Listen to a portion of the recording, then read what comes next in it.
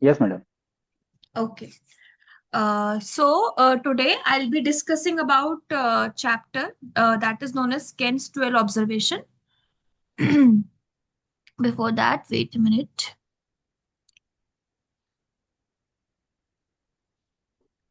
Okay, I hope the slide is visible. I'm doing slideshow.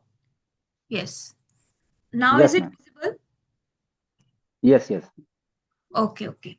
So, Kent's 12 observation, this is given by James Tyler Kent, who was born on March 1849 and died in June 1916.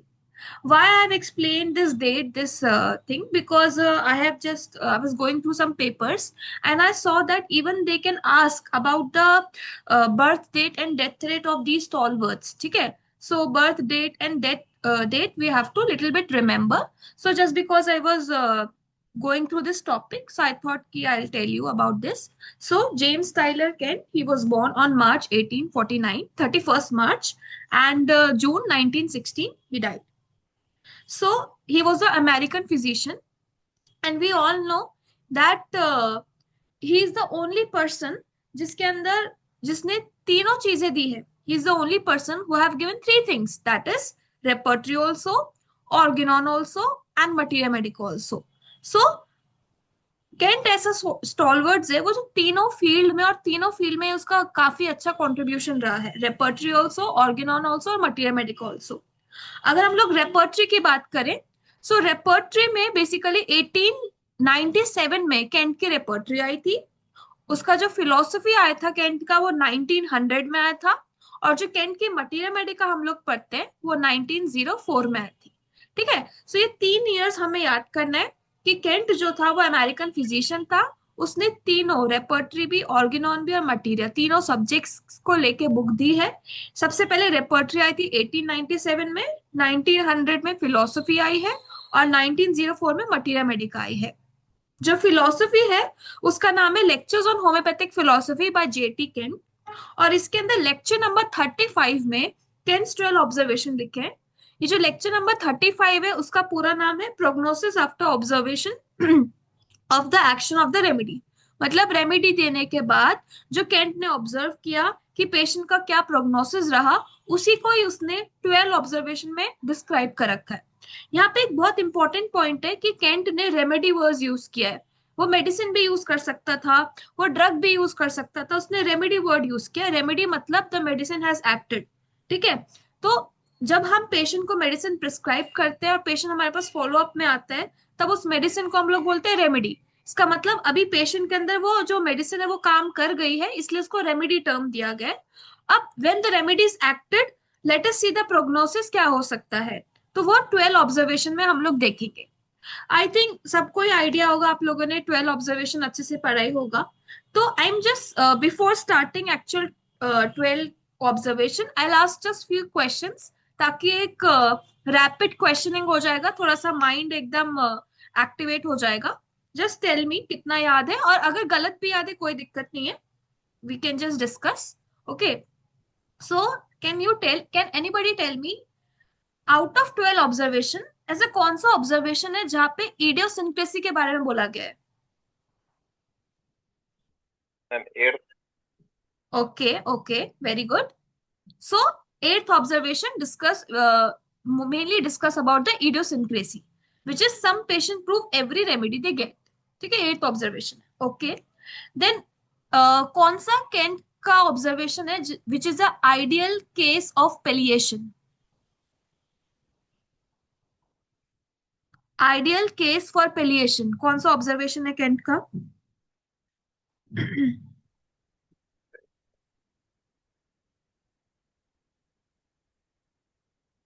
Ideal case for palliation. Fourth. Sorry. No, not fourth. Okay. This I will tell you जब मैं अभी पढ़ाऊंगी observation, तब आपको समझ में आ जाएगा ideal case of palliation कौन सा observation. Okay. So let us revise, let us start. Okay. So Kent's 12 observation में पहला जो ऑब्जर्वेशन है वो है prolong aggravation and final decline of the patient.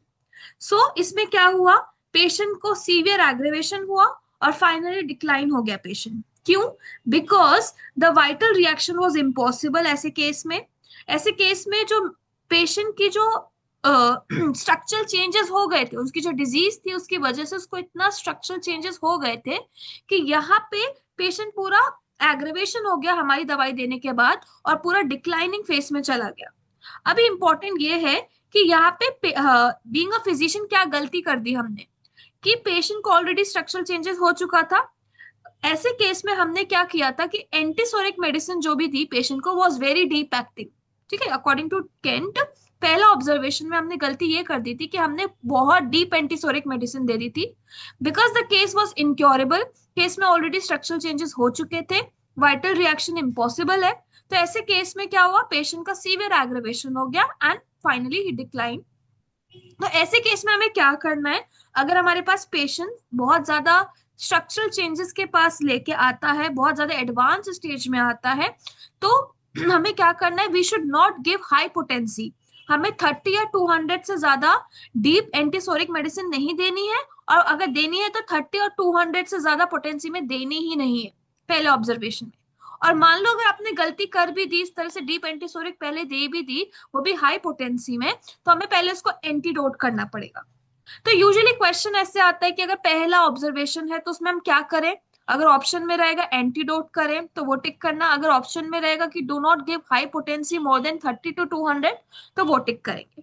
So this was the first observation, जहां पे पूरे स्ट्रक्चरल चेंजेस हो चुके थे, केस पूरा पूरा इनक्योरेबल था, और we have given deep antisoric medicine which we should not give, and also we should avoid giving high potencies. We should not give any medicine in 30 and 200 से भी ज्यादा कोई पोटेंसी में हमें देनी ही नहीं है। Only we can give up to 30 potency, and even try कि हम उससे भी लो पोटेंसी में दे। This we already know. जब हम लोग क्लिनिक में पेशेंट देखते हैं, अगर कोई एडवांस स्टेज का पेशेंट आता है तो यूजुअली हम लोग मदर टिंचर्स या फिर 6 पोटेंसीज ये सब देने का ट्राई करते हैं यूजुअली। ठीक है, बिकॉज वाइटल फोर्स में इतना ससेप्टिबिलिटी होती ही नहीं है कि वो 1M 10M रिसीव कर पाए, अगर बहुत ज्यादा स्ट्रक्चरल चेंजेस आ गए हैं बॉडी के अंदर। तो ये था पहला ऑब्जर्वेशन।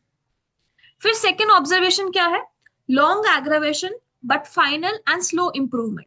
सेकेंड में क्या हुआ, मेडिसिन देने के बाद पेशेंट में एग्रावेशन हुआ, बहुत दिनों तक हुआ, लेकिन अल्टीमेटली धीरे धीरे देख सकते हो स्लो इंप्रूवमेंट होना स्टार्ट हो गया।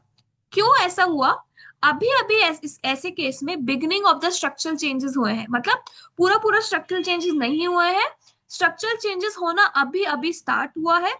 तो ऐसे केस में the prognosis is very favourable. What we have to do, अगर हमारी दवाई देने के बाद गलती से हमने हाई पोटेंसी की दवाई दे दिया, जो भी मेडिसिन दी, उसके बाद हम देख रहे हैं कि पेशेंट में एग्रेवेशन चल रहा है लेकिन धीरे धीरे अभी इंप्रूवमेंट आ रहा है, तो ऐसे केस में हमें क्या करना है, कुछ नहीं करना, वेट एंड वॉच करना है। और ऐसा क्यों हुआ, बिकॉज स्ट्रक्चरल चेंजेस उस पेशेंट के अंदर बिगन होना स्टार्ट हो गया था, इस वजह से पेशेंट के अंदर इस तरह से हमें सिम्टम, इस तरह से प्रोग्नोसिस दिखा कि पहले बहुत दिनों तक एग्रेवेशन हुआ, उसके बाद धीरे धीरे इंप्रूवमेंट हुआ। सो सेकेंड ऑब्जर्वेशन के अंदर what we have to do, we do not have to do anything, we have to wait and watch. This is the second observation which is favorable, which is favorable. Now please इस चीज पे highlight करना, इस चीज पे थोड़ा सा ध्यान देना कि कौन सा ऑब्जर्वेशन फेवरेबल है और कौन सा अनफेवरेबल। ठीक है, पहला वाला अनफेवरेबल था, सेकेंड वाला भी फेवरेबल की तरफ जा रहा है। ठीक है, क्योंकि एग्जाम में ये भी क्वेश्चन आता है कि कौन कौन से ऑब्जर्वेशन जो होते हैं वो फेवरेबल है। ठीक है, so you have to remember that also. अभी थर्ड ऑब्जर्वेशन क्या है, aggravation is quick short and strong with rapid improvement in the patient. तो एग्रेवेशन जो है बहुत जल्दी हुआ, बहुत शॉर्ट हुआ, बहुत स्ट्रॉन्ग हुआ, लेकिन तुरंत तुरंत पेशेंट में इंप्रूवमेंट आ गया विद द रैपिड इंप्रूवमेंट। ठीक है, this is the third observation, जिसमें क्या हुआ, this is the ideal and best observation, जिसको हम सब अचीव करना चाहते हैं। All physician want to achieve this observation, क्योंकि यहाँ पे होम्योपैथिक एग्रीवेशन भी मिला है हमें पेशेंट के अंदर, और पेशेंट तुरंत तुरंत इंप्रूव भी हो जा रहा है। और जो होम्योपैथिक एग्रीवेशन था वो क्विक था, शॉर्ट था, स्ट्रॉन्ग था। ये कब देखने को मिलता है, जब हमारी मेडिसिन करेक्ट हो, उसके साथ साथ में कोई स्ट्रक्चरल चेंजेस अभी पेशेंट में नहीं हुए हो। अगर कोई स्ट्रक्चरल चेंजेस नहीं हुए हैं, this is the best case, जहां पे हमें हमारी, अगर हमने सही मेडिसिन दे दी तो aggravation will be quick short and strong और पेशेंट इंप्रूव हो जाएगा। So can anybody tell me कि why there is slight aggravation? Why there is slight aggravation? In case of third observation? ये एक्यूट केस में ज्यादातर मिलता है ma'am. Okay, देखो क्रॉनिक केस में भी मिल सकता है। एक्यूट केस में हमें फ्यू आवर्स के लिए मिलेगा, क्रॉनिक केस में फ्यू डेज के लिए मिलेगा। लेकिन बिकॉज यहाँ पे क्या है, इतना ज्यादा कोई स्ट्रक्चरल या ऑर्गेनिक चेंजेस नहीं हुए हैं, तो ऐसे केस में हमारी मेडिसिन देने के बाद थोड़ा सा ही होम्योपैथिक एग्रेवेशन होगा, ज्यादा पेशेंट में एग्रेवेशन नहीं मिलेगा क्योंकि स्ट्रक्चरल चेंजेस नहीं हुए अभी। एक्यूट केस में ये एग्रेवेशन हमें फ्यू आवर्स तक मिलेगा, बट क्रॉनिक केस में हमें ये जो एग्रेवेशन है वो फ्यू डेज तक मिलेगा। ये दोनों के लिए एप्लीकेबल है। जो आप बोल रहे हो जो हमें सिर्फ एक्यूट में मिलेगा, वो आएगा हमारा नेक्स्ट वाला, फोर्थ वाला, जो हमें सिर्फ एक्यूट में मिलता है। याद रखना, थर्ड वाला दोनों के लिए। बस यहाँ पे जो एग्रेवेशन हो रहा है एक्यूट में वो फ्यू आवर्स के लिए हो रहा है, और क्रॉनिक में फ्यू डेज के लिए हो रहा है, but that will be also very slight and will be quick. After that patient का इंप्रूवमेंट मिल रहा है हम लोग को। तो अगर पूछा जाए कि आउट ऑफ 12 ऑब्जर्वेशन बेस्ट कौन सा ऑब्जर्वेशन है जो हर फिजिशियन को मिलना चाहिए, वो है थर्ड वाला। ठीक है, क्योंकि हम इससे सेटिस्फाई भी हो जाएंगे कि होम्योपैथिक एग्रेवेशन हुआ, मतलब हमारी मेडिसिन सही थी, and patient is on the road to recovery. So the prognosis is very good and we have to wait and watch. ऐसे केस में हमारी मेडिसिन सही थी, हमें वेट एंड वॉच करना है जब तक इंप्रूवमेंट चलता रहेगा, चलता रहेगा। जैसे इंप्रूवमेंट होना स्टॉप हुआ, we can repeat the medicine. Fourth case है जहां पे एग्रेवेशन ही नहीं हुआ है, सीधा आपने दवाई दी और पेशेंट रिकवर हो गया। ठीक है, जो आप बोल रहे हो एक्यूट केस में हमें ज्यादातर मिलता है ये। No aggravation with recovery of the patient. There was no organic change. Potency and dose exactly fitted the case. Highest ideal of cure for acute affections, but doubtful for chronic. This is very important. जो fourth वाला observation है वो chronic case के लिए doubtful रहेगा। अगर यहाँ पे पेशेंट में थोड़ा सा होम्योपैथिक एग्रीवेशन हमें मिल जाता तो हम लोग थोड़ा सा श्योर हो जाते, अरे पेशेंट तो is in the road to recovery. But यहाँ पे क्या हुआ, कोई एग्रीवेशन ही नहीं हुआ, तुरंत पेशेंट रिकवर हो गया। तो ठीक है, एक्यूट केस में ऐसा हो सकता है, बट क्रॉनिक केस में इट इज डाउटफुल। ठीक है, सो दैट इज वाई हम लोग बोल सकते हैं कि it is good for acute case but it is not good for chronic case. ठीक है, सो प्रोग्नोसिस हम फेवरेबल बोल सकते हैं, इसके अंदर ऑलमोस्ट फेवरेबल ही है, बट थोड़ा सा डाउटफुल है फॉर क्रॉनिक वन, डाउटफुल है फॉर द क्रॉनिक वन। और यहाँ पे क्या हुआ, हमारी जो potency exactly fitted the case, dose exactly fitted the case, the medicine was right one. यहाँ पे कोई ऑर्गेनिक चेंज पेशेंट में आया ही नहीं था, इसलिए कोई एग्रेवेशन नहीं हुआ। फिर हम लोग आ रहे हैं फिफ्थ ऑब्जर्वेशन पे, जहां पे the amelioration comes first and the aggravation comes afterwards. This is basically देख सकते हो कि पहले पेशेंट का आराम हुआ, फिर पेशेंट का एग्रेवेशन हो गया। इसको हम लोग बोल सकते हैं, फिफ्थ को आप ऐसे याद कर सकते हो, धोखा हो गया। पेशेंट पहले तो आराम मिल गया, पेशेंट को आपने मेडिसिन दी, 2 से 3 हफ्ता पेशेंट एकदम सही था, बहुत खुश हो गया कि आपकी दवाई देने के बाद पेशेंट को बहुत आराम मिल गया। लेकिन 2 से 3 हफ्ते बाद पेशेंट आपके पास फिर से क्लिनिक में आता है और बोलता है कि मैं 1 हफ्ते तक एकदम ठीक था, 2 हफ्ते तक एकदम ठीक था, अचानक से मेरा फिर से सारा एग्रेवेशन हो गया। ठीक है, सो दिस इज थोड़ा सा बोल सकते हैं अनफेवरेबल प्रोग्नोसिस वाला केस। ठीक है, वाई ऐसा क्यों हुआ कि पेशेंट को पहले आराम मिला फिर एग्रेवेशन हो गया? Because either the remedy is only superficial and acted as palliative। ऐसे केस में हमने जो पेशेंट को मेडिसिन दी थी वो बहुत सुपरफिशियल सिम्टम्स के बेसिस पे दी थी, उसका पूरा कॉन्स्टिट्यूशनल स्टेट हमने कंसिडर किया ही नहीं था। और रेमेडी ने क्या किया, जो ऊपर सुपरफिशियल वाले सिम्टम्स थे उनको दबा दिया और पेशेंट को आराम मिल गया। ठीक है, या तो ये केस हो सकता है जिसमें फिफ्थ ऑब्जर्वेशन मिलेगा, या फिर ऐसा केस हो सकता है कि patient is in incurable state. ठीक है, पेशेंट जो है पूरा इनक्योरेबल स्टेट में चला गया, इसलिए उसको पूरा पूरा आराम मिल ही नहीं रहा है। ठीक है, so the remedy only covers the most grievous symptom, it does not covers the whole case. तो फिफ्थ ऑब्जर्वेशन में गलती ये हुई फिजिशियन से कि उसने सिर्फ सुपरफिशियल केस टेकिंग करके मेडिसिन दे दी। फॉर एग्जाम्पल, एक पेशेंट जो है वो पाइल्स के साथ आ रहा है और बोल रहा है बर्निंग हो रही है, इचिंग हो रही है, और थोड़ा सा गर्म पानी ठंडा पानी जो भी है उससे आराम मिल रहा है, हमने रिटेनिया दे दिया पेशेंट को। पेशेंट बोला ठीक है ठीक है, अभी तो बहुत बेटर है, 2 हफ्ते तक बहुत बेटर है। तीसरे हफ्ते में आता है कि पूरा पेशेंट का एग्रेवेशन हो गया।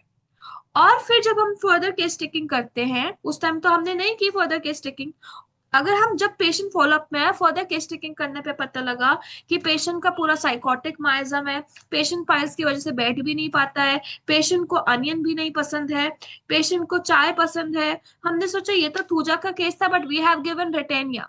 सो दिस इज द केस जहां पे पेशेंट को आराम मिलेगा पहले, बट फिर बाद में एग्रेवेशन हो जाएगा। वी हैव, क्योंकि जब पहली बार पेशेंट आया था हमने सुपरफिशियल दवाई दी थी, उसका एज अ होल केस हमने कंसिडर किया ही नहीं था। So this is the fifth one where the prognosis is unfavorable. Then coming to the sixth one, that is too short relief of symptoms. जहां पे क्या हुआ, पेशेंट को 3 या 4 दिन के लिए आराम पहुंचा, उसके बाद कोई इंप्रूवमेंट नहीं है, too short relief of the symptoms. ऐसा क्यों हुआ? Because either the patient has spoiled the action of the medicine due to liquors और हैंडलिंग फ्यूम्स, या तो पेशेंट की वजह से कोई, उसकी तरफ से कोई गलती हो गई, उसने कोई ऐसा ऑब्स्टिकल टू क्योर जो है उसकी लाइफ में ऐसा प्रेजेंट है जिसकी वजह से हमारी जो मेडिसिन है उसमें too short relief of the symptoms मिला। ठीक है। या फिर मान लो पेशेंट ने ऐसा कुछ नहीं किया, ना ही पेशेंट कोई केमिकल्स को हैंडल किया, ना ही कोई लिक्वर्स को हैंडल किया, ना ही कोई फ्यूम्स हैंडल किया, ऐसा कुछ भी उसने ऑब्स्टिकल टू रिकवरी जो जो पेशेंट की तरफ से हो सकते हैं उसने ऐसा कुछ नहीं किया है। तो ऐसा केस हो सकता है कि इतना शॉर्ट रिलीफ हमारी सही मेडिसिन देने पे भी क्यों मिल रहा है। एक्यूट केस में बहुत हाई ग्रेड इन्फ्लामेशन हो गया है ऑर्गन के अंदर, इसलिए इतना आराम नहीं मिल रहा है, और क्रॉनिक केस में ऑर्गेनिक चेंजेस हो गए हैं। So this is the case sixth observation जहां पे too short relief of the symptoms मिला। क्यों? एक्यूट केस में हाई ग्रेड इंफ्लेमेटरी चेंजेस हो रहे थे और क्रॉनिक केस में ऑर्गेनिक चेंजेस हो गए।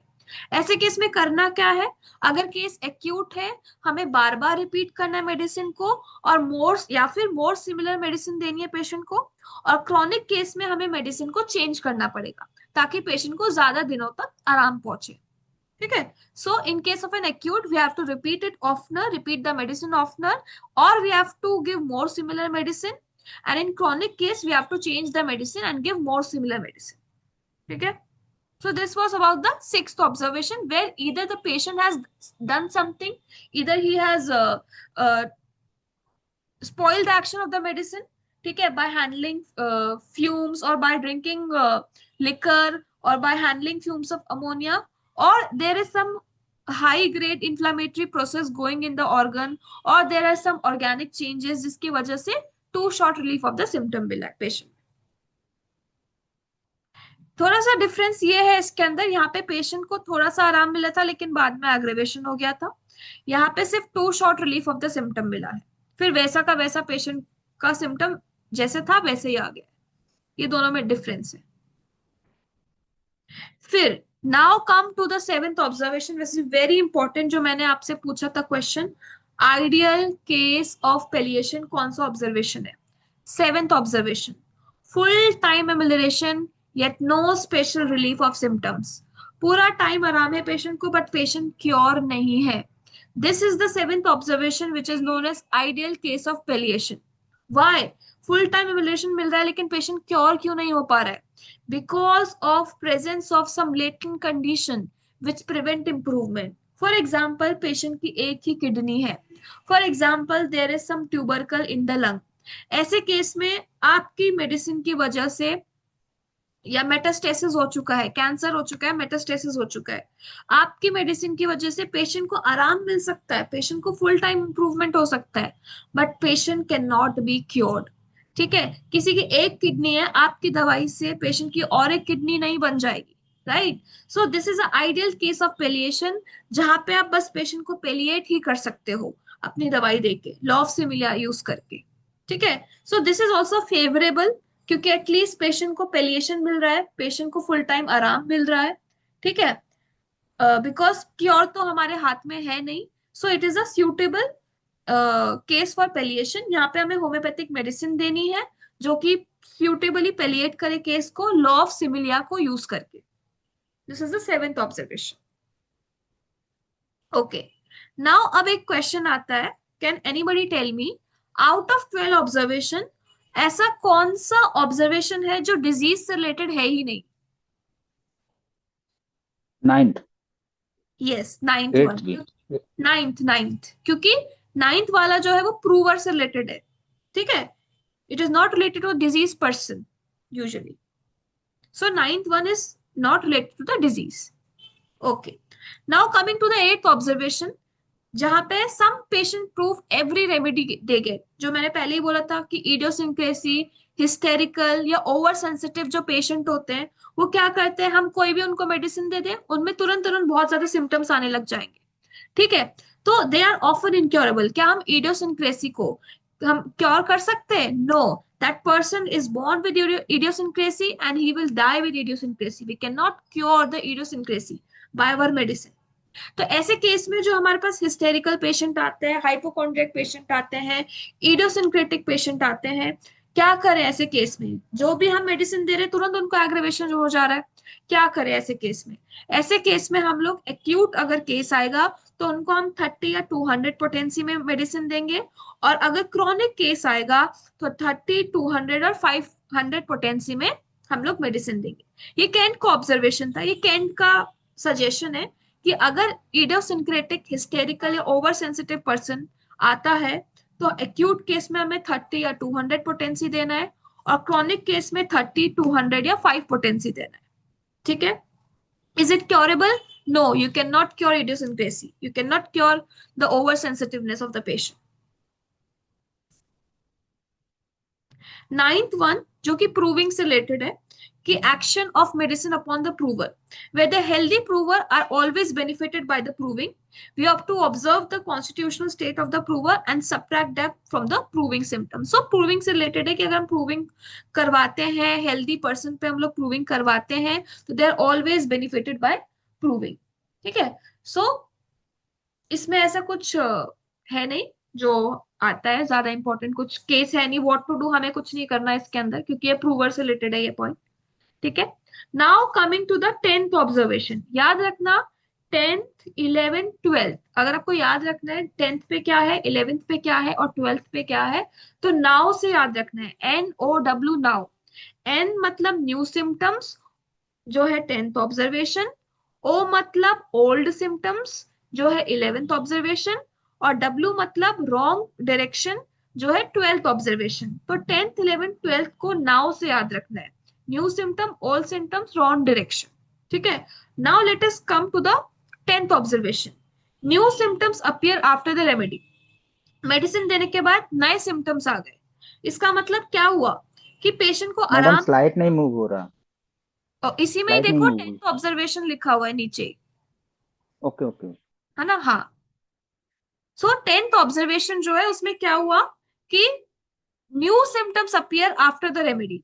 तो न्यू सिम्टम्स जो आए पेशेंट में, एक तो मेडिसिन के सिम्टम्स आए, उसके साथ साथ में हम लोग देखेंगे कि पेशेंट को कोई आराम ही नहीं हुआ। अगर पेशेंट के नए सिम्टम्स आते और पेशेंट को थोड़ा बहुत आराम होता तब तो हम उसको थोड़ा सा होम्योपैथिक एग्रेवेशन में कंफ्यूज हो जाते, लेकिन पेशेंट के नए सिम्टम्स आ रहे हैं और पेशेंट को कोई आराम ही नहीं मिल रहा, इसका मतलब पेशेंट में मेडिसिनल एग्रेवेशन हो गया, ठीक है। And the greater the new symptom the more doubtful is the prescription, we have given the wrong medicine. तो ऐसे केस में हमें क्या करना है, या तो हमें वेट एंड वॉच करना है कि हमने जो गलत मेडिसिन दे दी है अपने आप वाइटल फोर्स उसको रिकवर करके ये सिम्टम चले जाएंगे, मेडिसिनल एग्रेवेशन चला जाएगा। बट अगर बहुत सीवियर मेडिसिनल एग्रेवेशन हो गया तो वहां पे हमें तुरंत तुरंत उसका एंटीडोट करना पड़ेगा उस केस को। अब यहाँ पे एक क्वेश्चन आता है कि ये जो मेडिसिनल एग्रेवेशन वाला केस है, 10th ऑब्जर्वेशन वाला केस है, अगर आप ऑर्गेनॉन का 249 अफोरिज्म पढ़ेंगे, ऑर्गेनॉन का 249 अफोरिज्म पढ़ेंगे, it is related to 10th observation of the king, ठीक है। सो आपके पास अगर ऑर्गेनॉन बुक है तो आप खोल के देख सकते हो, अफोरिज्म नंबर 249 जो कि डील करता है मेडिसिनल एग्रेवेशन के साथ, जो कि सिमिलर है to the Kent's 12 observation. Let me read for you क्या लिखा है उसमें। Every medicine prescribed for a case of a disease, which in the course of its action produces new and troublesome symptoms, not appertaining to the disease to be cured, is not capable of effecting real improvement and cannot be considered homeopathically selected. It must therefore either, if the aggravation is considerable, be first partially neutralized as soon as possible by giving antidote before giving the next remedy chosen more accurately according to the similia of medicine. तो basically क्या बोल रहा है कि जो अगर हम 249 aphorism पढ़ेंगे वहां पे ये बोला गया है कि इन केस ऑफ अ डिजीज में जब हम लोग मेडिसिन प्रिस्क्राइब करते हैं और पेशेंट के अंदर नए और ट्रबलसम सिम्टम्स आते हैं और पेशेंट जो है उसमें कोई इंप्रूवमेंट नहीं दिख रहा है, सिर्फ नए नए ट्रबलसम सिम्टम आते जा रहे हैं, इसका मतलब हमारी ये जो केस है वो मेडिसिनल एग्रेवेशन का केस है। ऐसे केस में हमें एंटीडोट करना ही पड़ेगा। So this is almost similar to that of the 10th observation. ये क्वेश्चन आता है कई बार। Now the 11th observation. When old symptoms are observed to reappear. This is the बोल सकते हैं कि one of the very favorable observation। ठीक है 11th वाला, क्योंकि हम जब हेरिंग्स लॉ ऑफ क्योर पढ़ते हैं, हेरिंग ने बोला था कि अगर हमारी दवाई देने के बाद पेशेंट में ओल्ड सिम्टम्स आ जाते हैं और पेशेंट को थोड़ा सा एग्रेवेशन हुआ, आराम हुआ, उसके बाद देख रहे हैं कि ओल्ड सिम्टम्स आ जा रहे हैं, तो ऐसे केस में क्या होगा, like wait a minute, more the old symptom reappear, more the disease in the curable. The old symptom appear after the aggravation has come. ये ना थोड़ा सा डाउटफुल भी मुझे लगा कि आपकी बुक में दे रखा है कि ओल्ड सिम्टम्स पेशेंट के अंदर आ रहे हैं, ठीक है, ये रोड टू रिकवरी है, ये हेरिंग्स लॉ को फॉलो कर रहा है, 11th ऑब्जर्वेशन, ठीक है। बट इसमें लिखा है कि जब ये ओल्ड सिम्टम्स आ रहे हैं उसके साथ साथ में symptoms, old symptoms appear after the aggravation has come. पहले एग्रेवेशन आएगा, I think the Kent is talking about a homeopathic aggravation. Old symptoms appear after the aggravation has come. उसके बाद क्या होगा, पहले एग्रेवेशन हुआ, होम्योपैथिक एग्रेवेशन हुआ, फिर ओल्ड सिम्टम्स आए, तब हम लोग देख रहे हैं कि पेशेंट जो है is in the road to recovery, वो जो है हेरिंग्स लॉ फॉलो कर रहा है, and this the prognosis is very favourable. ठीक है, फॉर एग्जाम्पल पेशेंट को हमने रूमेटिज्म का पेशेंट आया हमारे पास, सपोज नी जॉइंट का, और बोल सकते हैं नी जॉइंट का पेन है पेशेंट को, हमारी दवाई देने के बाद पेशेंट का नी जॉइंट का पेन तो थोड़ा सा आराम हो गया। उसके बाद क्या हुआ, हम लोग देख रहे हैं कि उसमें स्किन सिम्टम्स आ गए। तो हमने पेशेंट से पूछा कि आपको ये स्किन जो सिम्टम्स आए हैं, एक्जिमा हुआ है, क्या पहले कभी हुआ था? तो पेशेंट बोलेगा हाँ, मुझे 10 साल पहले ये एग्जैक्टली ऐसा स्किन इरप्शन हुआ था। इसका मतलब वी आर कंफर्म कि हम लोग रोड टू रिकवरी पे जा चुके हैं, ओल्ड सिम्टम्स जो है वापस आ चुका है पेशेंट में। अब क्या करना है, we have to wait and watch, we have to wait and watch, और इधर द, या तो वेट एंड वॉच करें, या फिर if the old symptoms come back and stay, old symptom जा ही नहीं रहा है, मतलब वो स्किन के सिम्टम जा ही नहीं रहा है, then repeat the dose, then हम लोग डोज को रिपीट कर देंगे। ठीक है, सो 11th इज द केस जहां पे हेरिंग्स लॉ फॉलो हो रहा है, हमारी दवाई देने के बाद पेशेंट में ओल्ड सिम्टम्स आ गए। ऐसे केस में अगर वो ओल्ड सिम्टम जा ही नहीं रहा है तो हमें रिपीट करना है डोज को, which is often necessary. So in 11th observation, patient is on the road to recovery. This is one of the favorable observation. Then coming to the 12th observation, जहां पे symptoms take the wrong direction। ठीक है, जहां पे symptoms take the wrong direction, क्या हुआ है, symptoms are transferred from the circumference to center, एकदम हेरिंग्स लॉ का उल्टा हो गया है हमारी दवाई देने के बाद। फॉर एग्जाम्पल जो पेशेंट था, देखो पेशेंट का स्किन डिजीज था और हमारी दवाई देने के बाद 6 महीने या 1 साल बाद पेशेंट हार्ट डिजीज या स्पाइनल डिजीज के साथ आया। सो यहाँ पे हमें रियलाइज होगा, या केंट ने ये चीज रियलाइज किया कि अगर ऐसा उसको कोई केस मिला, ऐसा कोई ऑब्जर्वेशन मिला, तो ऐसे केस में क्या हुआ कि हमने गलत मेडिसिन दे दी है, जिसकी वजह से जो बीमारी जो सरकमफेरेंस पे थी, बॉडी के बाहर में थी, वो अंदर चली गई है, डीप ऑर्गन्स को इफेक्ट कर रही है, मोर इंपॉर्टेंट ऑर्गन को इफेक्ट कर रही है। तो this is the wrong direction, this is the case where symptoms takes the wrong direction. ऐसे केस में हमें रेमेडी को एंटीडोट करना है और फिर से नई मेडिसिन सेलेक्ट करनी है प्रॉपरली। ठीक है, और 12th ऑब्जर्वेशन का जो प्रोग्नोसिस है बहुत अनफेवरेबल है, इट इज नॉट गुड। क्यों? क्योंकि एकदम एग्जैक्टली हेरिंग्स जो लॉ है उसका उल्टा हो गया है, जो मोर इंपॉर्टेंट ऑर्गन है वो बाद में जाके इफेक्ट हो गया है। ठीक है, सो this is a very bad case, this is very unfavourable case. यहाँ पे हमने मेडिसिन गलत गलत सेलेक्ट की उसके साथ साथ में पेशेंट का क्या किया, जो सुपरफिशियली जो भी सिम्टम्स थे उनको तो सप्रेस कर दिया, और कुछ सालों बाद हम लोग देख रहे हैं कि अब उसको मोर इंपॉर्टेंट वाइटल ऑर्गन्स में बीमारी हो गई है. So this is the 12th observation with the Kent notice, where the symptoms take the wrong direction. This is not good. Okay. Now let us discuss some questions. Which one of the following is correct? मुझे बताना कौन सा correct है, कौन सा statement ठीक है. According to the fifth Kent observation, the amelioration comes first and the aggravation comes afterward. क्या ये statement ठीक है? According to the fifth Kent observation, the amelioration comes first and the aggravation comes afterwards. क्या ये सही है? Yes ma'am, सही है Okay. मैम. करेक्ट है. Yes, ma'am. Okay. Then the reason, the inference is that the remedy is superficial and could only act as palliative. क्या ये reason सही लग रहा है?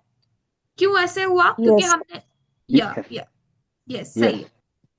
Because the remedy is superficial and could only act as a palliative. चलिए.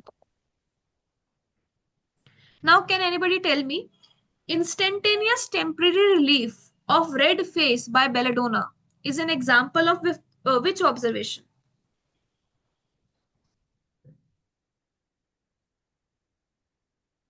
First, fourth, sixth या fifth?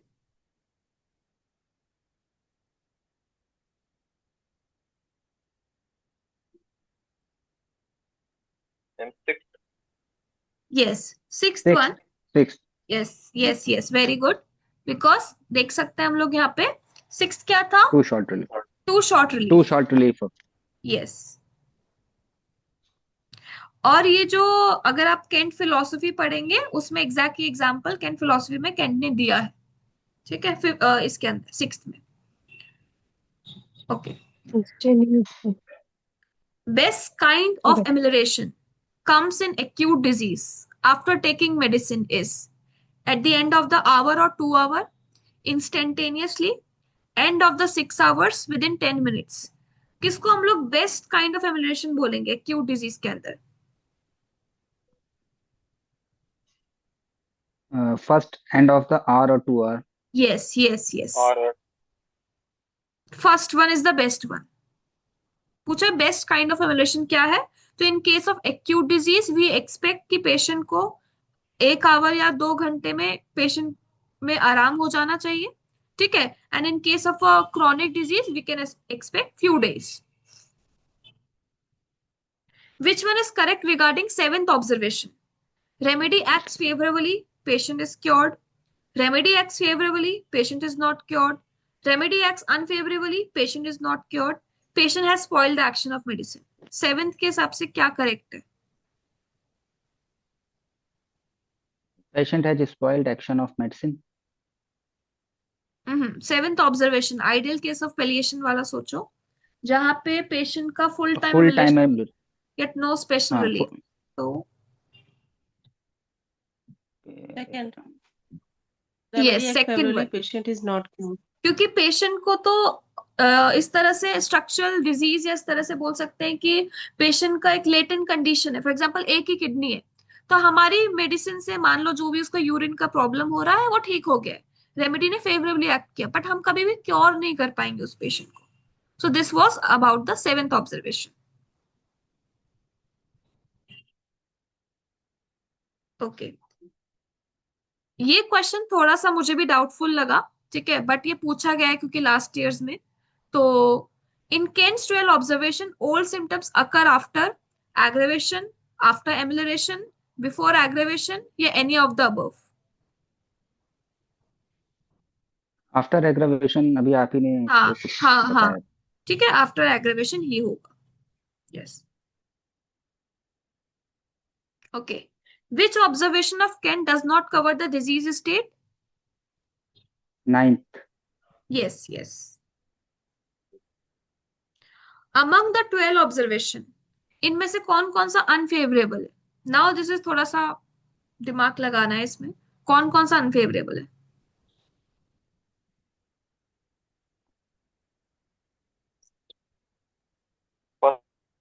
Second. मतलब 2 4 First, 6 fourth, 8 बोल रहे sixth, 11. हो. Okay. Last 1, 4, 6, 11. Unfavourable, unfavourable. 5, 7, 10, 12. 5, yes 7, 10, 12. Yes yes. देखो इसमें कैसा है, सिंपल से आपको रूल आउट कैसे करना है। 11 11 वाला तो हो ही नहीं सकता, क्योंकि 11th क्या है, Hering's law, old following Old symptom alternative reaction. symptoms reappear. Symptoms वाला। तो ये तो फेवरेबल है। तो देखो इस ऑप्शन में 11 जहां दे रखा है वो तो ऑप्शन हो ही नहीं सकता है, चाहे इनमें से दो तीन हो, लेकिन 11th वाला तो होगा ही नहीं। तो ये दोनों कट हो गए। ठीक है। अब इसके अंदर जो देखो 2468 में क्या हुआ, जो सेकंड वाला है वो भी फेवरेबल है। देखो मैं यहाँ पे दिखाती हूँ। सेकंड वाले में अल्टीमेटली पेशेंट का इंप्रूवमेंट हो रहा था, प्रोग्नोसिस फेवरेबल था। Hmm. So that is why the answer will be 5 7 10 12। क्योंकि 12 में हमें पता है रॉन्ग डायरेक्शन है, 10 में हमें पता है मेडिसिनल एग्रीवेशन हो चुका है, 7th में पेशेंट का तो क्योर कर ही नहीं पा रहे हम लोग, 5th के अंदर पूरा धोखा वाला जो था कि पहले आराम हुआ फिर एग्रीवेशन हो गया। सो दैट इज वाई इसने, क्योंकि इस तरह से ग्रुपिंग दे रखा है, तो हमें यही वाला टिक करना पड़ेगा, 5 7 10 12। ओके, ये तो बाद में हम पढ़ेंगे जब अफोरिज्म उसके रिलेटेड क्वेश्चन है। So that's all for Kent's 12 observation. कोई डाउट अभी तक, कोई भी ऑब्जर्वेशन अगर समझ में नहीं आया हो तो मैं वापस समझा देती हूँ।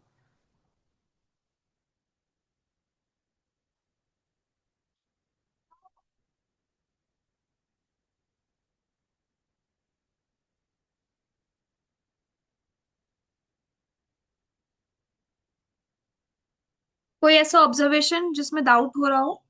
हम कुछ याद रखने के लिए निमोनिक जैसे लास्ट के आपने 3 बताया ना हो इस तरीके से और कोई?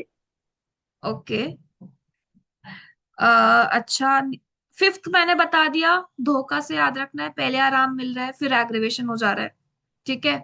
7th आपको याद रखना है, आइडियल केस ऑफ पेलिएशन। ठीक है।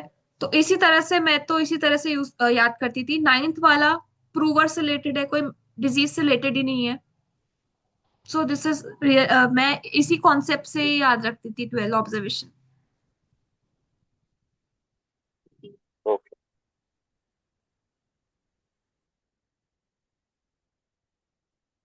और third one is the best one, जो हर कोई चाहेगा अपनी प्रैक्टिस में। सो दिस इज हाउ, इस तरह से आपको याद करना पड़ेगा, थोड़ा कॉन्सेप्ट बना के। ठीक है।